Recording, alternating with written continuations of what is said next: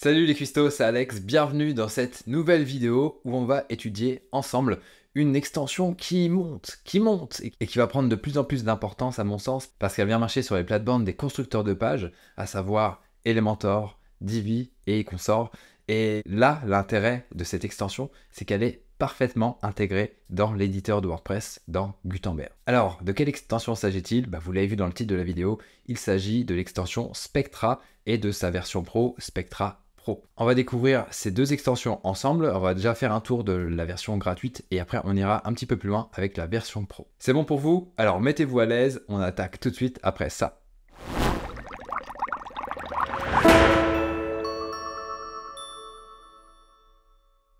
Alors commençons tout de suite avec Spectra, l'extension gratuite. Sur le répertoire officiel, on voit qu'elle a déjà 500 000 installations actives, donc c'est plutôt bien. Il y a quand même du monde qui l'utilise. Et en fait, si vous voulez, cette extension n'est pas si nouvelle que ça. Avant, elle avait un autre nom. Et si vous êtes observateur, vous le voyez dans l'URL, elle s'appelait avant Ultimate Add-ons for Gutenberg.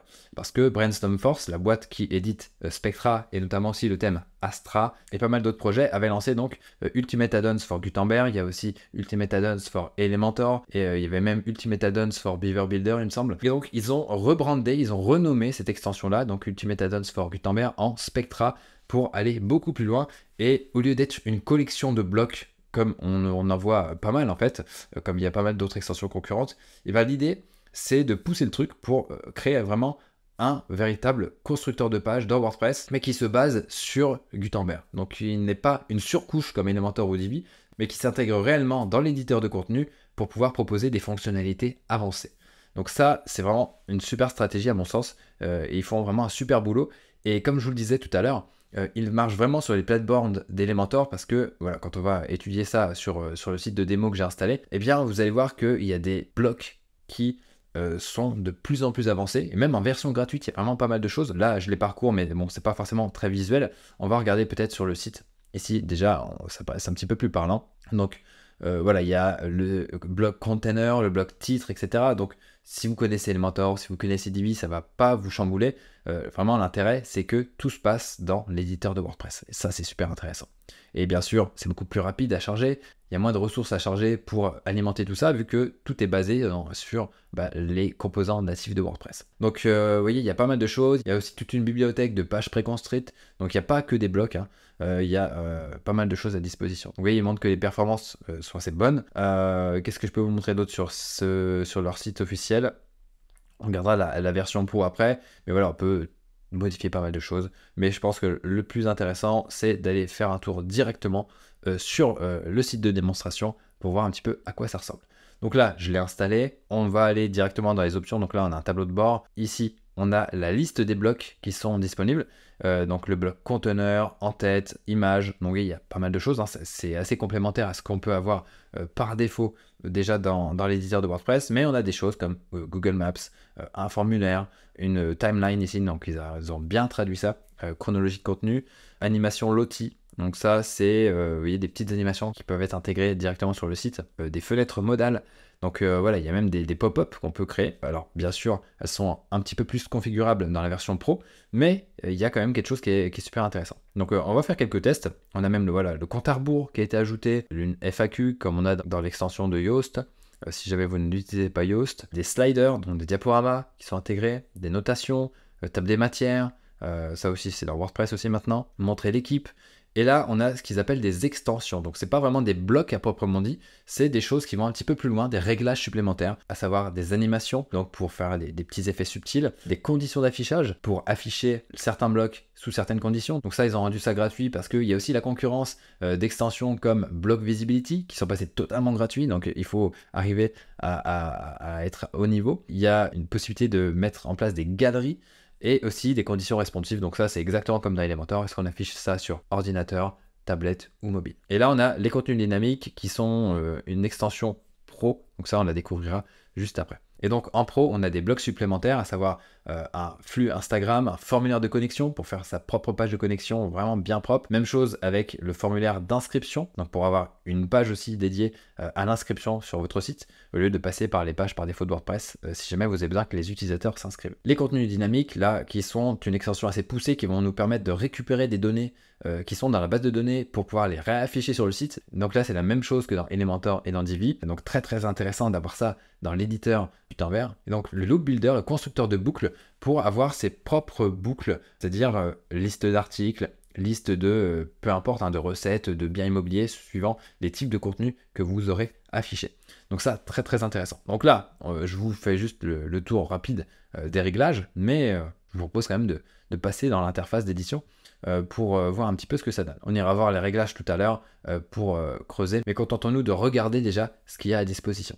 Alors, dès qu'on clique ici, on va pouvoir ajouter un blog. Donc là, vous avez le conteneur qui est très très pratique. Vous voyez, on va le glisser là et ça va nous permettre d'avoir des interfaces, des mises en page très différentes. Donc, exactement comme dans Elementor, si vous utilisez Elementor, vous avez ici pas mal d'interfaces. Donc là, je vais choisir les 4 colonnes, tac. Et donc là, je vais pouvoir ajouter après mes blocs ici à l'intérieur pour pouvoir structurer ma page. Donc ça, très très intéressant. Autre bloc à prendre en compte, on a des boutons, mais voilà, qui sont déjà dans Gutenberg. Mais là, ce qui est intéressant, c'est que voilà, on a nos boutons ici. Mais après, aussi, ça je vous l'ai pas dit, mais pour chacun des blocs de Spectra, vous allez avoir ici Général, Style et Avancé pour avoir un certain nombre de réglages. Donc là, vous allez pouvoir définir ici l'alignement, etc., la façon dont vont s'empiler les boutons, l'écart entre les boutons, ici au niveau du style, la typo, l'espacement, et ici Avancé. Donc là, on a, retrouve ce que je vous montrais tout à l'heure, les extensions. Donc là, avec les animations, on peut mettre un fade, comme ça, on peut faire, voilà, on appuie ici pour avoir l'aperçu. Tac, donc là, ça, je vais retirer au final parce que pas mettre trop d'animation, ça va peut-être nous casser un petit peu tout, en tout cas peut-être en faire un peu trop. Les conditions d'affichage ici, donc là on peut les faire selon si la personne est connectée ou pas, le rôle utilisateur, le navigateur, le système d'exploitation, même le jour de la semaine, très intéressant. Les conditions responsives, ce que je vous montrais tout à l'heure aussi, exactement comme Elementor. Le Z-index, ça c'est pour le niveau de profondeur sur la page, est-ce qu'on veut que ça soit au-dessus ou que ça puisse être caché. Et après des réglages avancés, bon ça vous connaissez déjà avec Gutenberg. Donc voilà, pas mal de réglages pour chacun des blocs. Et donc je vais vous en montrer d'autres. Alors ce que je voulais montrer aussi, c'est que là, voilà, j'ai pas cliqué sur le bouton, parce que là j'étais sur le bloc parent, ensemble de boutons, qui s'appelle bouton. Là je clique sur un bouton. Et ici on a aussi des pré-réglages à disposition. Donc vous voyez, on peut changer un petit peu le style du bouton. Donc ça c'est assez pratique, ça nous évite de trop bidouiller. Mais il y a aussi la possibilité d'hériter ça du thème. Donc là, en fonction du thème que vous utilisez, ça peut récupérer les styles. D'ailleurs, je ne l'ai pas dit, mais là, j'utilise le thème 2023. Mais après, c'est vrai que Spectra est particulièrement compatible avec Astra, étant donné que c'est la même boîte qui édite ces deux solutions.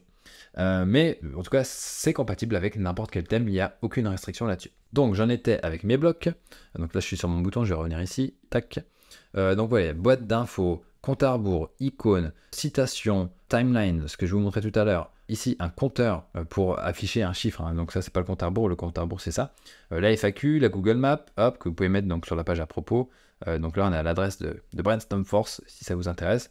Mais donc ici, pareil, dans les réglages, vous mettez votre adresse, vos réglages, et ça devrait s'afficher. Je reprends mes blocs. Ici, tutoriel, liste d'icônes, galerie d'images, notification en ligne. Vous voyez, on peut regarder ce que ça donne. Donc là, c'est plus un petit message, une sorte d'alerte ou de notice qu'on peut afficher. Donc voilà, il y a plusieurs styles, très intéressant. Je reviens ici. Ah, la fenêtre modale, ça c'est super intéressant. Donc des petites choses qui s'affichent, boum, pour nous faire passer des messages. Donc là, pareil, on peut changer le style du bouton. On peut aussi mettre ça sur une icône, sur une image que vous allez définir donc, ou sur un texte, comme vous voulez. Donc là, voilà, mettons que vous vouliez afficher quelque chose, boum, hop, vous cliquez. Et ici, vous pouvez paramétrer votre fenêtre modale. Donc là, hop, on a les réglages. On peut personnaliser tout ce qu'on veut là-dedans. Tac. Et qu'est-ce que je peux vous montrer d'autre ici? Le réglage avancé, tac, et conditions d'affichage, exactement la même chose. Et donc là, vous pouvez afficher des fenêtres modales. Donc, très très sympa. On reprend, tac. Donc fenêtre modale, carrousel de publication, grille de publication. Donc si vous voulez afficher un certain nombre d'articles par exemple, ou même d'autres types de contenus, c'est possible. Hop, je vais revenir en arrière pour éviter d'avoir une page à propos qui ressemble un petit peu à un sapin de Noël. Vous connaissez, chez WP Marmite, les sapins de Noël, c'est pas trop la spécialité de la maison. Tac. On revient là, des séparateurs, ça on en a déjà aussi, un slider. On peut mettre des sliders. Donc, quand je vous disais qu'il marche vraiment sur les plates-bandes d'Elementor et des constructeurs de pages, vraiment là, il y a quelque chose de très très costaud qui a été développé. Donc là, vous pouvez ajouter différentes diapositives pour mettre en avant certaines choses. Bon, après, on est d'accord que les diaporamas, c'est pas forcément la meilleure chose à installer tout le temps, mais ça peut avoir son utilité dans certains cas. On arrive à la fin ici, donc là, témoignage, des onglets, table des matières, partage social aussi, évaluation par étoile, il y a pas mal de choses. Donc je vous laisserai parcourir ça. Voilà, on a aussi l'appel à l'action, très intéressant, donc pour faire passer les visiteurs à l'action. Par exemple, on pourrait créer un appel à l'action pour dire découvrez notre super atelier refonte, apprenez à faire des migrations, etc. correctement. Et donc j'en profite pour faire passer le mot. Si jamais vous voulez jeter un œil à l'atelier refonte de l'EP Marmite pour apprendre à faire des refontes correctement, savoir comment planifier une refonte, comment y aller, comment l'opérer techniquement et quoi faire après la refonte, eh bien allez jeter un œil à l'atelier refonte et vous m'en direz des nouvelles. Je reprends. Après, là, on a vu donc les blocs, on a vu les réglages, on a vu des extensions qui sont des réglages supplémentaires qui sont proposés pour aller un petit peu plus loin en termes d'animation, d'affichage, etc. On a aussi ce qu'ils appellent les kits de modèles. Donc ça, c'est des pages en fait qui sont préconstruites, qui nous fournissent. Alors ça, c'est très intéressant parce que ça nous permet de regarder, hop, ici on a plusieurs pages, la page à propos, page contact, donc là ça nous facilite un petit peu le travail. Si vous voulez créer un site assez rapidement et sans trop vous casser la tête, eh bien vous pouvez importer ça. Il y a aussi des patterns, donc là c'est plus comme les compositions qu'on a dans WordPress, tout simplement. Donc là il y a toute une collection de patterns, il y en a 279 au moment où je tourne cette vidéo, donc il y a de quoi faire. Regardez, il y a des patterns contact, FAQ, fonctionnalités, portfolio, service, voilà, vous avez vraiment pas mal d'inspiration. Et vous avez aussi tout ce qui est wireframe, donc ça c'est super intéressant aussi si vous voulez montrer à un client ce qu'il est possible de faire. Vous pouvez mettre des choses assez rapidement comme ça et avoir des fausses images, etc. Regardez, il y en a là 56, donc vous pouvez choisir des foncés ou des clairs. Donc vous pouvez insérer ça, je sais pas, par exemple, admettons que je veuille mettre ça, tac, ça n'importe, dans mon contenu, et hop, je l'ai là, et je n'ai plus qu'à le personnaliser, ou à le laisser comme ça, tout simplement, si je veux montrer les possibilités à un client, ou si vous voulez même tester vous-même assez rapidement. Donc là, je vais retirer, tac. Donc vous voyez, il y a vraiment pas mal de choses à disposition dans Spectra, et ce qui le rend très très puissant, et là, en équivalent gratuit, donc c'est très intéressant. Donc là, je vais laisser ça comme ça. Donc là, ce qu'on va faire, c'est qu'on va activer la version Pro pour voir ce qu'il y a sous le capot. Hop, où est-ce qu'elle est? Spectra Pro, boum, je l'active. Là, la clé de licence, je la mets, tac, je l'active, toc, licence valide, on est bon. Et tant qu'on est dans les réglages, je vais vous faire un petit tour des réglages avant de passer aux choses qu'il y a disponibles dans Spectra Pro. Donc là, vous voyez, il y a pas mal de réglages, largeur des contenus par défaut, comme ça vous pouvez répercuter ce que vous avez déjà configuré dans votre thème ou le réglage par défaut de votre thème, mais généralement c'est 1200. Les boutons, vous pouvez faire en sorte que ça hérite du thème. Là, je vais laisser activer par défaut. La marge interne du conteneur, vous pouvez configurer des choses par défaut. Le contenu dynamique, comment donc on affiche les réglages. Est-ce que on veut une fenêtre ou est-ce qu'on veut ça dans une colonne?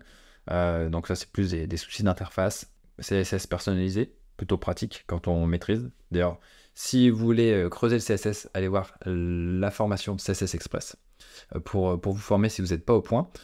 Copier-coller les styles, voilà, récupération automatique des blocs, vous activez tout ça. Là, vous serez plutôt pas mal. Ici, si jamais vous avez un souci d'affichage, vous pouvez régénérer les ressources. Ça va nettoyer un petit peu tout le CSS qui a été généré par Spectra. Les modèles, donc là c'est ce qu'on a vu justement avec les kits de modèles. Si vous n'en avez pas besoin, désactivez-les. Le contrôle de version, si vous avez besoin de revenir en arrière pour si vous avez un bug quelconque, vous pouvez revenir. Vous pouvez même avoir la version bêta, donc pas sur un site en production s'il vous plaît, mais vous pouvez avoir donc les nouvelles fonctionnalités qui arrivent un petit peu avant tout le monde. Au niveau des perfs, je vous recommande de charger les polices Google localement et de précharger ici les polices locales. Et là, vous pouvez sélectionner seulement les polices qui vous intéressent si vous n'avez pas besoin de tout. Ça évite que ce soit trop galère pour notamment les clients. Ils l'écrivent juste en dessous. Au lieu d'avoir une liste énorme de polices, des 1500 polices de Google Fonts, vous avez peut-être les 2 polices que vous avez besoin sur le site. Donc ils ont pensé à pas mal de choses. Intégration, donc là c'est pour connecter un compte Instagram. On va en parler tout à l'heure avec le bloc Instagram. À venir prochainement, ça c'est pour avoir un mode coming soon, donc quand votre site est sur le point d'être bientôt en ligne. Donc attention, ça c'est pas de la maintenance, hein. Vous n'utilisez pas ça pour de la maintenance, parce que ça ne rend pas exactement le même code au moteur de recherche. Donc vraiment, plus ici vous créez votre page, le site se lance bientôt, vous la mettez là, vous activez et c'est parti. Les fonds, les polices du thème.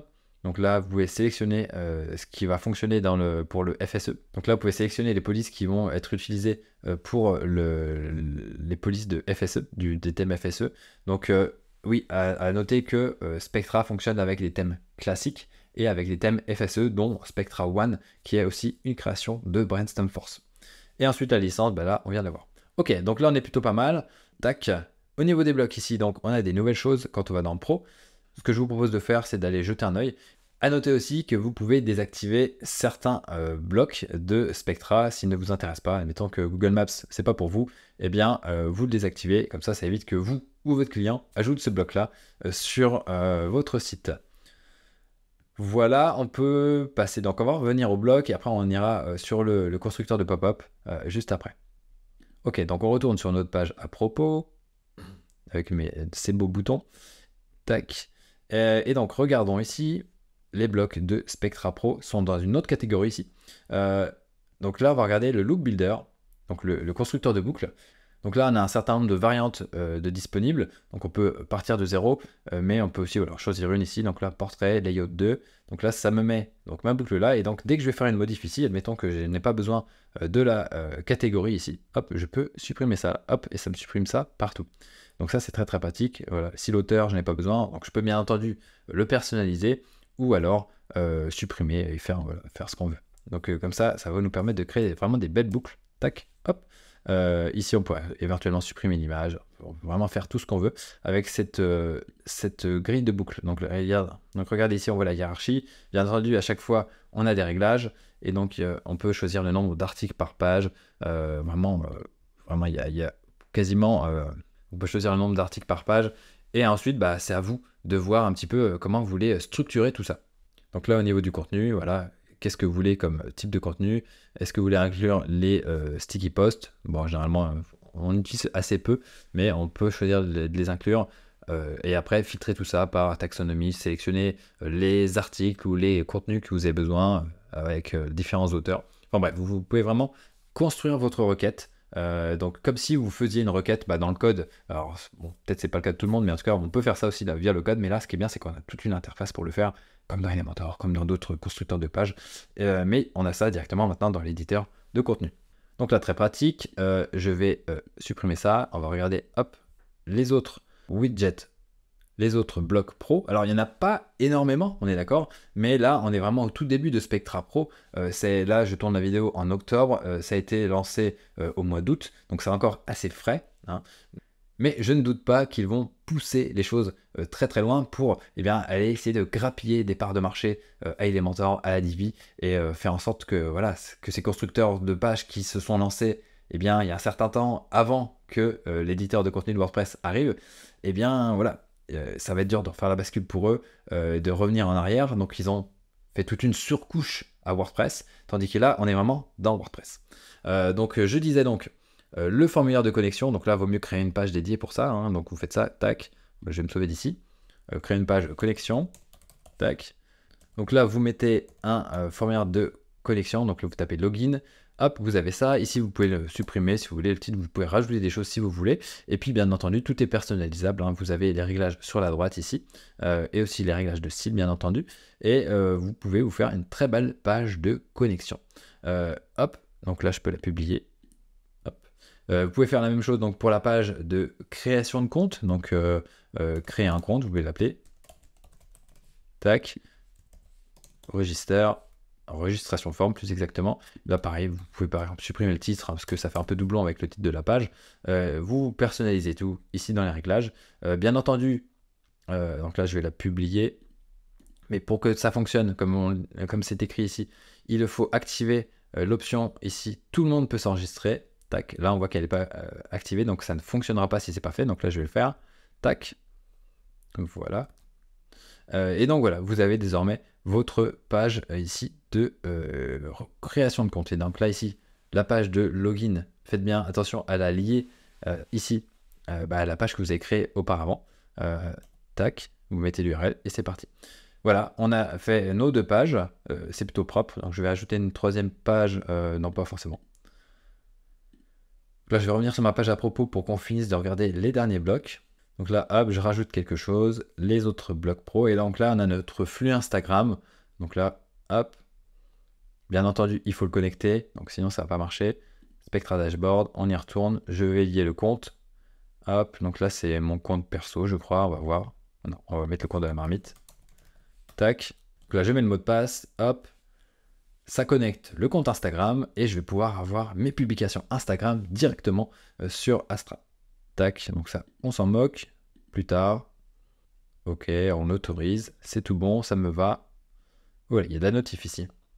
Ok, c'est connecté, je retourne ici, je vais actualiser, et là je vais pouvoir avoir mon compte Instagram directement dans WordPress. Donc ok, là on est bon, on sélectionne l'utilisateur, VP Marmite, tac, et voilà, on a mes publications qui arrivent ici.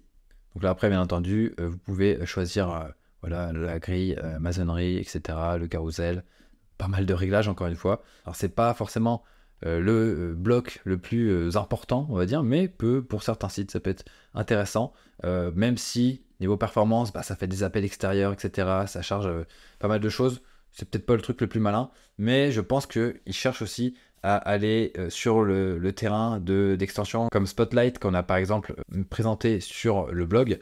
Je vous mettrai le lien en description. Ils essayent d'attaquer un petit peu tout le monde, ils sont un petit peu taquins, mais en même temps, voilà, ils ont raison, ils veulent avoir quelque chose de vraiment très très complet pour pouvoir eh bien, continuer de grossir, tout simplement. Donc voilà ce que je pouvais vous montrer.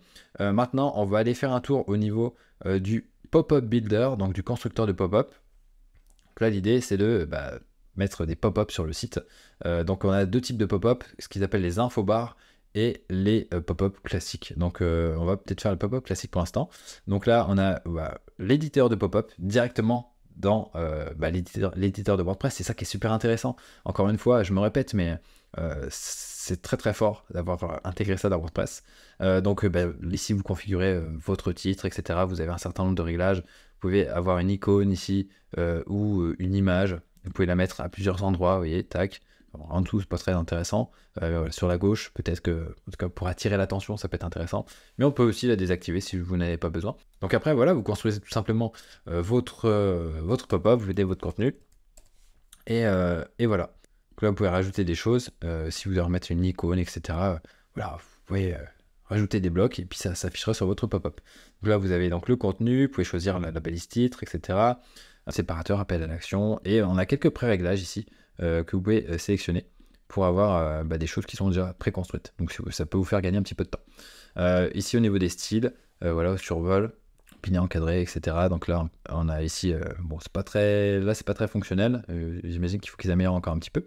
Mais voilà, vous avez pas mal de choses. Et encore une fois, dans avancer, les mêmes réglages qu'on a vu tout à l'heure.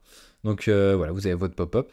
Et ensuite, quand vous revenez sur votre pop-up là, donc mettez-vous bien sur le bloc pop-up et vous avez un certain nombre de réglages ici, donc la largeur de la pop-up, la hauteur, la position aussi que vous pouvez déterminer, le bouton de fermeture, à quoi ça ressemble. Vous pouvez aussi sélectionner cette classe-là et la mettre par exemple sur un bouton fermé ou un lien fermé. Par exemple, regardez, je vais mettre un paragraphe fermé là, ou non merci, c'est le genre de choses qu'on peut retrouver. Donc non merci, là je vais par exemple mettre une petite taille ici et ajouter hop, une classe particulière ici, donc je mets cette classe là, et donc quand je vais cliquer, boum, ça va fermer exactement comme si je cliquais sur la croix. Donc ça c'est super intéressant aussi. Ensuite, là on a des options de visibilité, donc pour avoir les conditions qui vont s'afficher, donc voilà, est-ce que vous voulez que la pop-up s'affiche sur tout le site? Oui, non, sur la page 404, voilà, donc afficher sur et ne pas afficher sur, et donc là après c'est à vous de faire votre pop-up. Alors ce que je vous ai pas dit tout à l'heure, c'est que dans la version gratuite, la pop-up est disponible, sauf que vous n'avez pas les réglages que je viens de vous montrer, donc en fait cette pop-up là s'affichera sur toutes les pages de votre site sans distinction, donc ça peut être assez frustrant. Le seul cas que j'imagine qui pourrait être intéressant, c'est sur les sites qui proposent de l'alcool, donc tout ce qui est vin, etc. En tout cas, tous les sites pour adultes. Vous pouvez aussi en faire avec WordPress, c'est possible. Et donc, où il faut afficher un message, voilà, interdit au moins de 18 ans, etc. Valider votre âge. Donc là, vous pouvez avoir votre pop-up qui s'affiche systématiquement sur tout le site. Mais bon, hormis ce cas-là, ça peut pas être très pertinent. Donc là, à utiliser que avec Spectra Pro. Mais en tout cas, ça donne un bon aperçu, ça donne envie de faire des pop-up, et puis après on se rend compte qu'on est bloqué, on peut pas les afficher où on veut, et donc on passe à Spectra Pro. Donc voilà, au final, c'est une bonne stratégie de leur part. Donc voilà, on a notre pop-up là, on peut changer la variation si vous voulez mettre ça en info bar, donc par exemple en barre qui va s'afficher sur le haut de votre site, hein, comme on fait avec la marmite. Tac. Attendez, là je reviens ici pour avoir les réglages. Donc là, on a des réglages dédiés, bien entendu. On peut aussi jouer sur la répétition, ça je vous l'ai pas dit aussi. On peut faire en sorte que ça s'affiche un certain nombre de fois, mais le mieux c'est quand même de pas trop embêter ses visiteurs. Donc faites les réglages adéquats, en tout cas les réglages qui vous semblent les plus adéquats pour pas trop les embêter. Voilà pour le Pop-up Builder, et je pense qu'on a fait un bon tour de Spectra Pro, enfin de Spectra et de Spectra Pro. J'espère que vous avez apprécié ce tour du propriétaire. Alors j'ai pas encore de projet sur lequel utiliser Spectra, mais je pense que si jamais j'ai un projet qui devait se créer, j'utiliserai Spectra Pro et de Spectra automatiquement pour pousser un petit peu le truc et voir un petit peu ce que ça donne en dehors d'Elementor, parce que c'est vrai que ça fait un petit moment que j'utilise Elementor. Après c'est sûr, quand on est dans les outils, eh bien on a l'habitude de les utiliser, et puis on va pas forcément tout tester en permanence pour changer d'outil tous les 4 matins, mais voilà, je donnerais bien une bonne chance à Spectra et Spectra Pro si jamais je devais lancer un prochain projet, mais voilà, faut quand même se calmer, parce que trop de projets à la fois, c'est pas forcément évident à gérer. Donc voilà, j'espère que vous avez apprécié cette vidéo. Dites-moi ce que vous en avez pensé en commentaire. Dites-nous aussi voilà, si une formation sur Spectra et Spectra Pro peut vous intéresser. Voilà, on va voir si on se lance là-dedans, il n'y a rien de concret, mais je serais intéressé de voir vos retours, ou si la vidéo que je vous ai faite est suffisante, et auquel cas, voilà, on bossera sur d'autres choses. Abonnez-vous à la chaîne YouTube de WP Marmite, bien entendu. Mettez aussi un pouce en l'air pour montrer que vous l'avez apprécié. Et rendez-vous en description pour retrouver toutes les ressources, et notamment aussi le lien de l'atelier refonte de CSS Express. Si vous avez besoin de vous former avec nous, eh bien on est là pour pouvoir vous aider à monter en compétences et pouvoir surmonter tous les défis WordPress. Ça se passe donc sur WP Marmite Pro. Voilà, cette fois j'ai terminé. Je vous dis à très bientôt pour une prochaine vidéo, et bon courage avec vos projets. Ciao.